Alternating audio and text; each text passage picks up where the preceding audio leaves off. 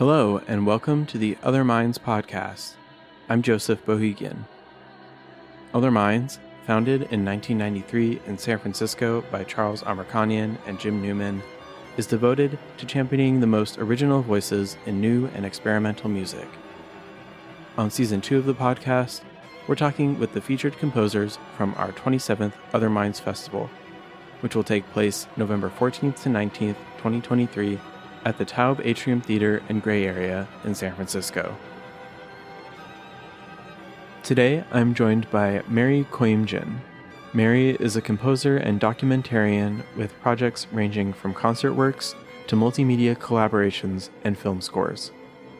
Her music covers thematic material that often relates to her family's experiences during the Lebanese Civil War and the Armenian Genocide, exploring themes of displacement and exile through the use of documentary materials. Welcome to the podcast, Mary. Thanks. Really happy to be here. A lot of your work incorporates interviews that you've conducted, often on topics around displacement. Could you tell us about the role that these documentary materials play in your composition? Yeah, documentary materials play a huge role in my composition process. Is coming from the Armenian community that relies heavily on oral tradition and passing down stories and sharing experiences, I've found this idea of storytelling to just be really exciting to me. And something I'm especially excited about is how can music serve as activism and telling stories around political or social conflict, but directly from the people who have experienced these very difficult moments in our history and present themselves, versus taking a text and maybe setting that into a libretto or into an art song and having a classical singer realize these words. It's becoming more and more important to me to have real people sharing these stories. And I think that this has become not something usual in true storytelling. I think oftentimes we hear people sharing these stories in the news, but they're narrated by a news reporter, or the sounds of place have been removed because people have to talk over these kind of environmental sounds. So field recordings are also becoming a more and more important part of my work as well. One of your recent projects around this topic was your piece Paper Pianos, which was premiered in February 2023 by Alarm Will Sound. What was the premise of that project, and who did you interview? This might mean going back to the beginning of Paper Pianos, because the idea came well after meeting an individual. In 2016, I met this incredible pianist, Malad Yusufi, who was in his early 20s at the time, and he is a refugee of Kabul, Afghanistan. And he had just come to New York, escaping the Taliban, who had targeted him for being a musician because the Taliban had forbidden music and artistic expression. And I had met him because Alarm Will Sound's bassoonist, his family member, is an immigration lawyer and was representing Malad, and had passed around an email to the group that got forwarded to me saying that Malad needed a piano to practice on. And I had a piano in my apartment that never got practiced on. And I thought, well, he's welcome to come whenever he wants and he could play my piano. So I met with him and his immigration lawyer just to make sure, everything's, I think on their end, to make sure everything's cool with me. And he told me his story of how he grew up learning to play piano by drawing a piano on a piece of paper and silently practicing the piano. And he became an extraordinary musician this way. And obviously this is so that he's not caught by the Taliban. And it became really important to him to share his story with us here in the United States, feeling that we needed a reminder of how incredible it is that we have this freedom of artistic expression. So Paper Pianos started with a very small piece, just interviewing Malad and creating a score that sort of accompanied his storytelling. But then that grew. It grew into a larger evening-length piece that still centralizes his story, but it's also accompanied by the experiences of 3 other refugees who also happen to be refugee resettlement workers here in New York State.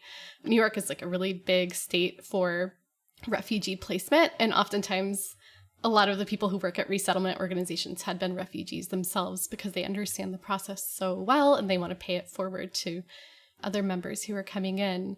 So that's sort of how it started. And it sort of expanded into this giant project, right, that was put on at MPAC. Yeah, pretty big. I remember seeing pictures of a pianist suspended up in the air. And how did it grow into what it became for this final version?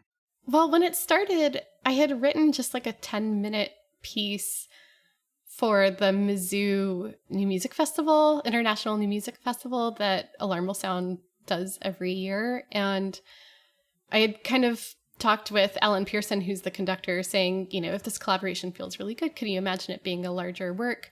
And he said, yes, absolutely. And immediately brought in their resident stage director, Nigel Meester, who's also now in New York and is from South Africa originally. And as soon as Nigel came in, that meant everything sort of grew bigger, and there was someone else dreaming a little bigger. And that not only meant that there was staging, and like you mentioned, this piano goes up into the air, which I have to say, when that was proposed, I thought, oh my God, this is going to be so cheesy, but it's like the most beautiful setting of this incredible thing. And it also meant that the story became a little bigger. It was really important to him as a resident in Rochester, New York, that has such a large refugee community, to talk to more people. So he, after Milad, was with me for every interview, talking to individuals. You were also working with visual artist Kevork Murad on this project, correct? He was. Yeah, he got pulled in a little later. We knew that we wanted a visual component, especially because for these stories, I only audio recorded everyone. I felt like this idea of video recording people came up a few times, and I'm always a little cautious of that because it limits editing, like audio editing, quite a lot to have picture connected to it. And I really like this idea that as an audience member is hearing the stories, that maybe you could imagine this happening to someone you love, versus if you have a very specific picture of somebody, it's hard to connect that person to someone maybe you connect to. So we pulled in Kevork to create animations to tell the story, but sort of in a non-specific way. And he was the perfect fit because so much of his work is centered around displaced communities, especially from the regions that we explore in this piece. Let's listen now to an excerpt of Paper Pianos by Mary Kouyoumdjian, performed by Alarm Will Sound.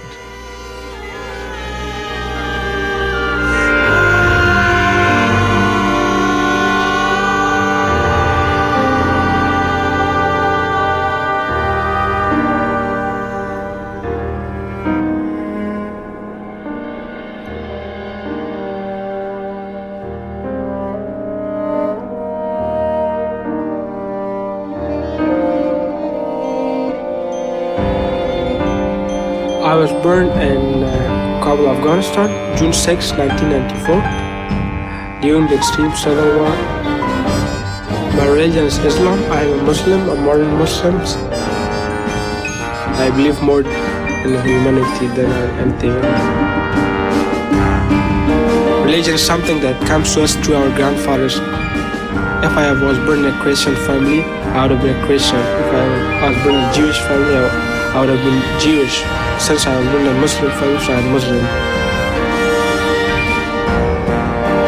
As you know here, when a child births, they born in peace, and then they born with lots of love, and then they receive lots of love from everyone here in the United States. Like, they get whatever they wanted.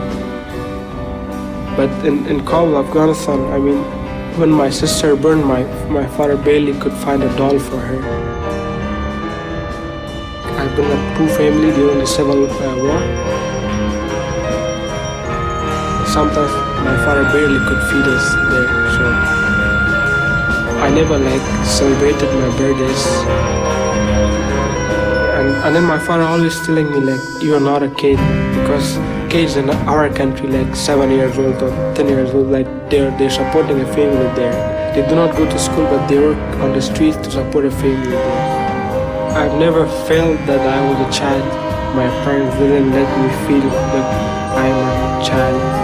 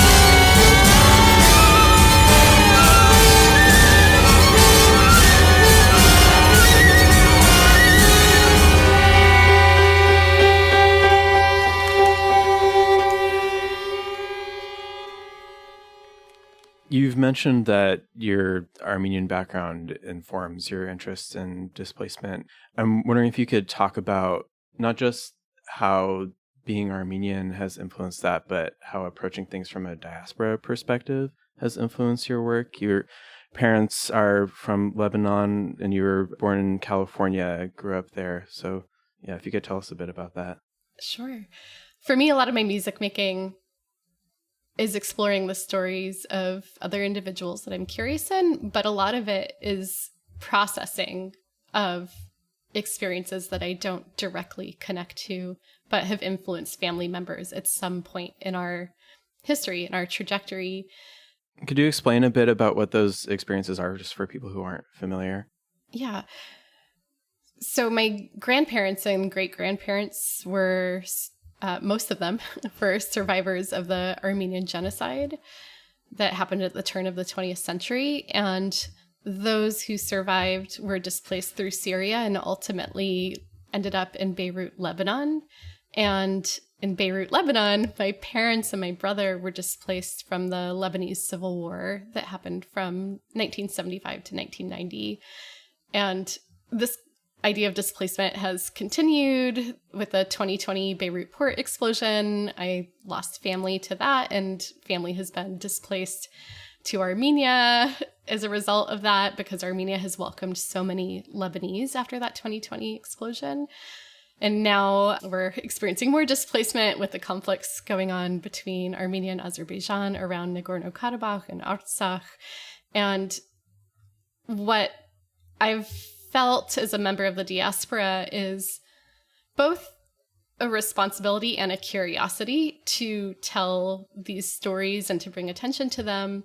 But also it is processing. It's a lot of imagining what family members have experienced, because a lot of times family members don't say.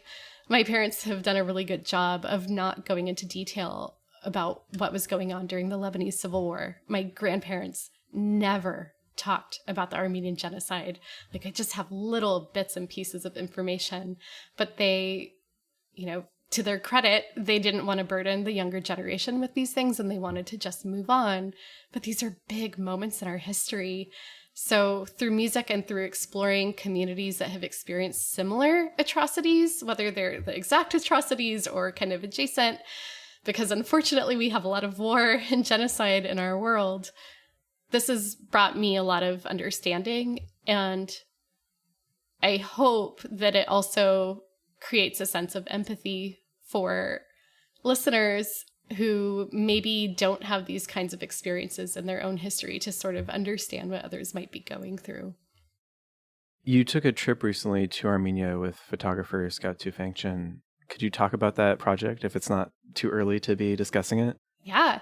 Wow. So Scout Tufangchen is a badass. She's a really amazing photojournalist, and she's taken a lot of war photography, and She's most known, I think, amongst like popular culture for her photographs of Obama from his campaign through his second term. And a lot of her work is rooted in taking photos of the Armenian diaspora and of local Armenian communities. And I had been commissioned, this is now quite a while ago, like in 2018, I think, by the New York Philharmonic for their Project 19, where they commissioned 19 women to compose for the New York Phil. And because of the pandemic, that's been postponed and is finally coming into fruition. And in thinking of what I wanted to say with that platform, because that feels like a significant platform, I wanted to do something that addresses the current conflicts going on in Armenia and Artsakh and surrounding areas. So Scout was a perfect fit for that. And Scout and I, we went in May. We had been hoping to go a little earlier, but with conflicts, it had been a little difficult. We spent a lot of our time in the villages, sort of closer to the border. I don't think we got to reach quite as widely as we wanted to, again, because conflicts are still very real. She was able to stay a little longer, but our collaboration basically involves a piece in which her photography will be presented of these communities and villages and communities that have been impacted by the 2020 war, the current conflict, and also the earlier Nagorno-Karabakh war. And I took a lot of interviews with children to adults about what they have been experiencing and took a lot of field recordings from our travels to various villages as well. So these field recordings and interviews will be narrating this piece for the New York Philharmonic. Great. And do you have an anticipated premiere date for that people can look out for? I do. The premiere for that piece will be on May 10th, 2024 at David Geffen Hall in Lincoln Center.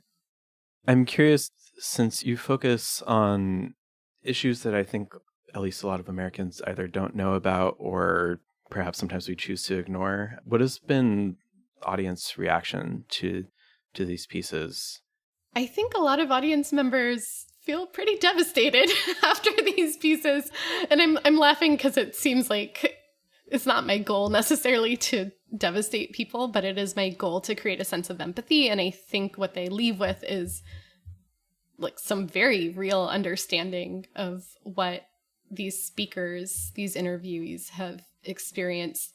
I've only once seen somebody walk out of the piece, and that was a moment the Kronos Quartet had commissioned and performed a piece of mine called Bombs of Beirut that had interviews with people who had gone through the Lebanese Civil War, but also had field recordings of bombings in civilian neighborhoods that were taken over a couple years. And I've had one person leave that I've seen in that moment. And I understand why. It is quite an unbearable sound, but it also feels okay that it would upset someone so much that they would leave, because it should be upsetting to hear these kinds of sounds.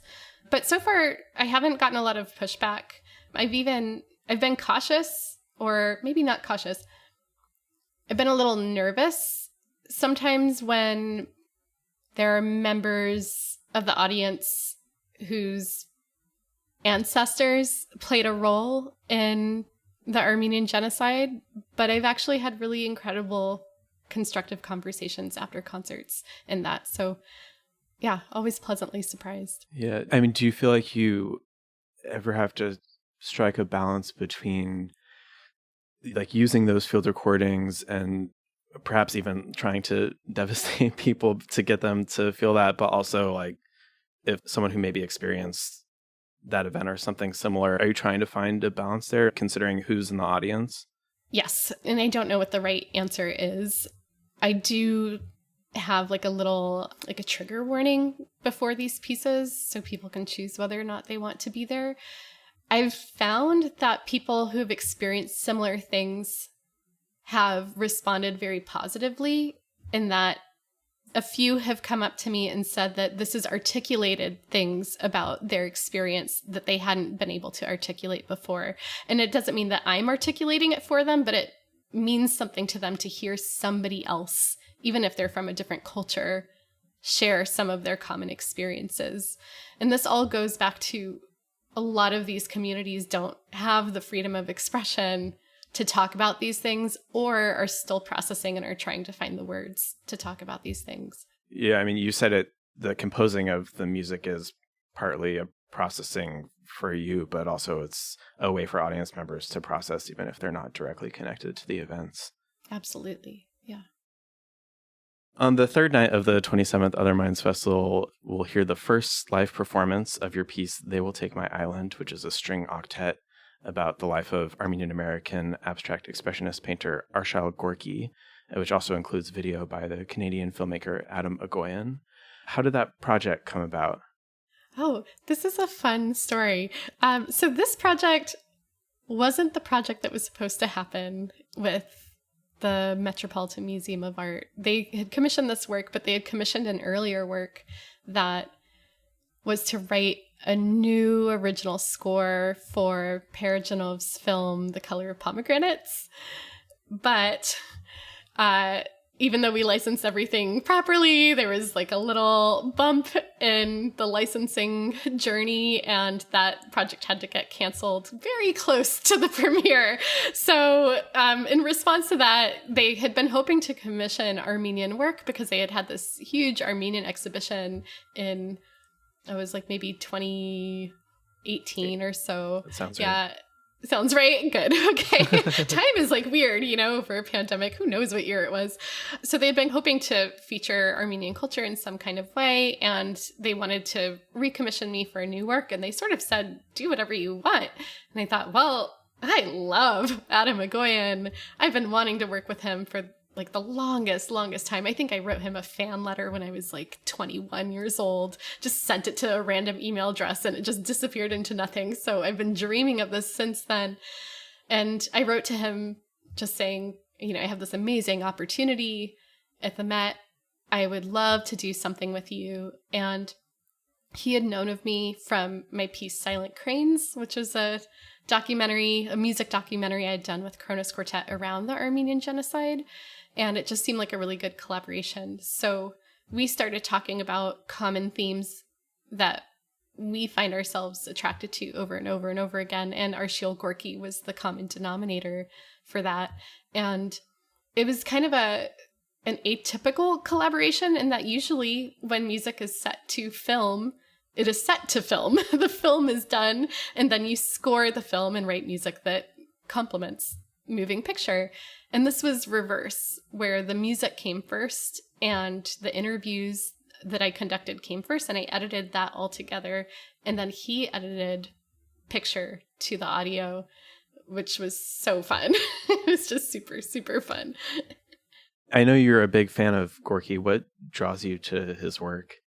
Oh, man, Gorky's life it's his life and his work, to be honest. I think his life was quite extraordinary as this artist who, as a child, was going through the Armenian Genocide, lost his mother. During this time, his father, moves to the States, starts another family. Somehow Arshile finds his way to the States to find his father, discovers this other family, and then just hits this trajectory of unfortunate events. He gets married, his wife leaves him for another man, he gets cancer, his health is extremely compromised, all of his paintings burn in the studio fire. It's just so much that ultimately culminates in him taking control of his own body and his own deteriorating health, and he takes his life. And in the midst of all of this tragedy, he has this immense curiosity for life. He's known as being this very vibrant human being. He's cranking out so many paintings, and not just for the sake of being prolific, but his mind just wants to explore so many different things to the point where he runs out of materials for a stretch of time and starts, this is such an incredible thing. He starts layering his canvases on top of other canvases, paintings on top of other paintings. So we're learning that there now are hidden paintings beneath other paintings. And he just seems he's a very complex person.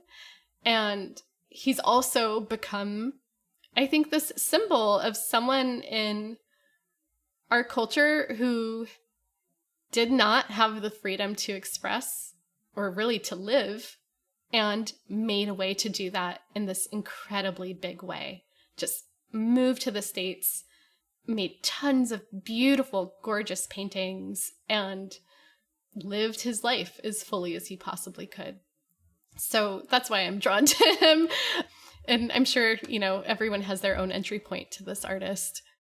Yeah, and he had a bit of a complicated relationship with his Armenianness as well.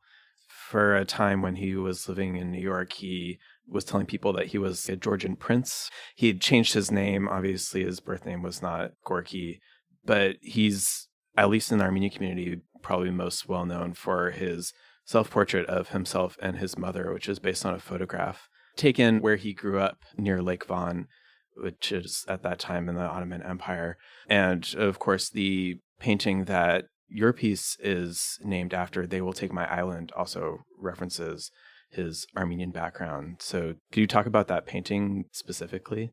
Yeah. So this painting is kind of funny in a way. It's like an abstract painting, and it is called They Will Take My Island, but there isn't a very clear answer as to, as you'll discover when you all hear the piece, as to what that island is.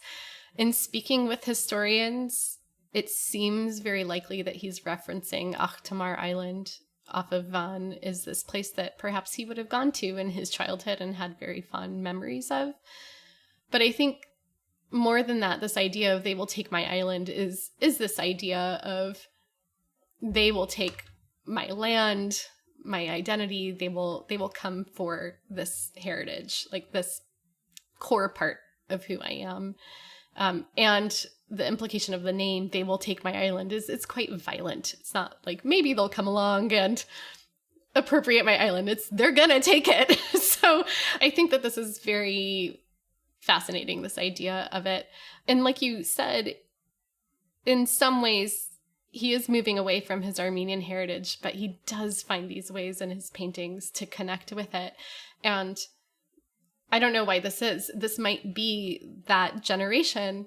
He experienced trauma. I'm sure a big part of him in moving to the States wanted to reinvent himself.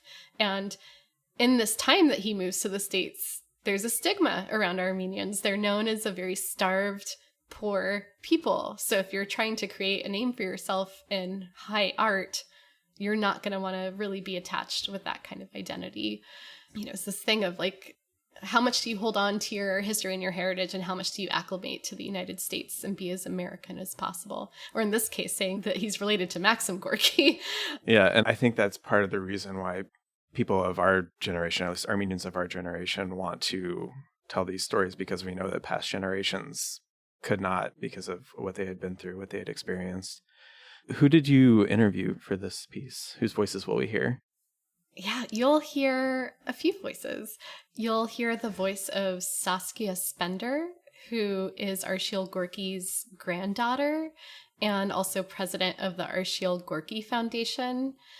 There's also the voice of Parker Field, who's the managing director of the Arshile Gorky Foundation, and also Michael Taylor, who is the chief curator and deputy director of the Virginia Museum of Fine Arts. So these are all three very knowledgeable art historians who were speaking about his work. And then the other voice is a fictional art historian, which is in this film Ararat by Atom Egoyan. He explores a lot of things in this film around Armenian heritage, but one of those areas is Arshile Gorky. And in the film, Arshile Kouyoumdjian, Atom's wife, plays an art historian who's exploring Arshile Gorky's work. So these three actual art historians are also accompanied by Arsene's voice as well. And what was it like working with Atom on this project? Was he using excerpts of existing films, or was there new video that was filmed as well? Yes. Yes. So it is in a way a collage, and there's lots of layering of image on top of each other. And I think that this was a choice because of the way that Arshile Gorky works in a lot of his paintings as well, with layering and pulling in different elements. But what had sort of inspired some of the images from pre-existing films coming into the piece was that he had given me access to the film Ararat and to a short film he had made called Arshile, which is this beautiful short film in dedication to Adam's son named Arshile. And I had extracted a lot of audio from those films and woven them through these interviews with art historians. And then, according to how I had done that, he had also matched a lot of picture from those pre-existing films. So that was really fun. But it was great working with him. I didn't quite know what to expect, and I found him to be both an incredibly generous and an incredibly trusting collaborator. The generosity of him in just giving me any materials that I wanted to work with, and the trust to go from having a brainstorming session to saying, okay, Mary, now you go write for months and months and months, and I won't hear from you for a while until you're done. And then to receive the mock-up of the piece and be excited by it and to talk about ways to serve the sound just wasn't what I was expecting at all. Both because he's like this incredible filmmaker, but also because that hasn't been my experience in putting music to picture before. Let's listen now to an excerpt of Mary Kouyoumdjian's They Will Take My Island, performed by the Jack Quartet and Sylvana Quartet. When people are not in a position to talk about truths, perhaps because there is a political or a conflict situation, then the artists are the truth tellers.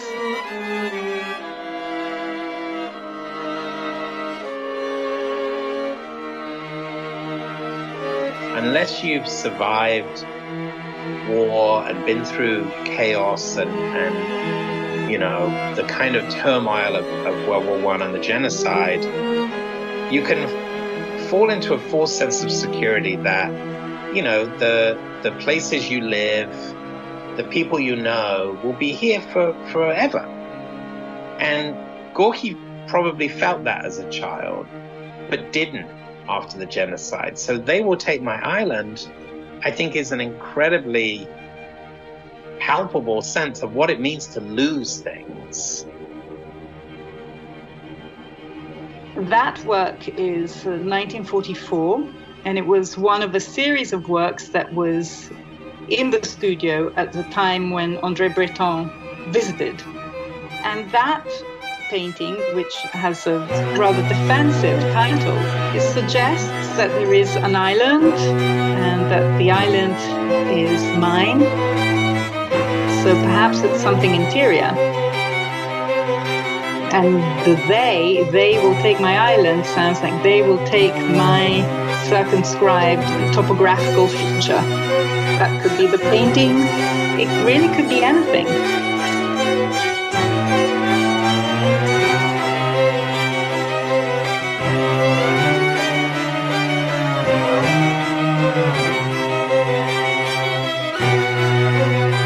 I feel like Gorky gives you that sort of emotional gut punch. You read that title, you look at that painting, and even if you know nothing about it, I believe you do get that sense of something is happening here. I don't know for sure whether he had been to Atom Island. It is not terribly far. Presumably he traveled from the shore to the island. It was an important and beautiful church. He did mention at a certain point that he had seen frescoes in an Armenian church. He lived in Lake Van. He lived somewhere. He wasn't someone who was not attached to a place. He has to have been talking about a childhood memory there. And the they is ominous. They will take my island. What island is that? And who's the they? But he's not going to put a face or a name in a kind of obvious way. It's not the Turks did this to my homeland, or it's not called the Armenian Genocide ruined my life. You know, he has to express himself as an artist, and that was what made him so different.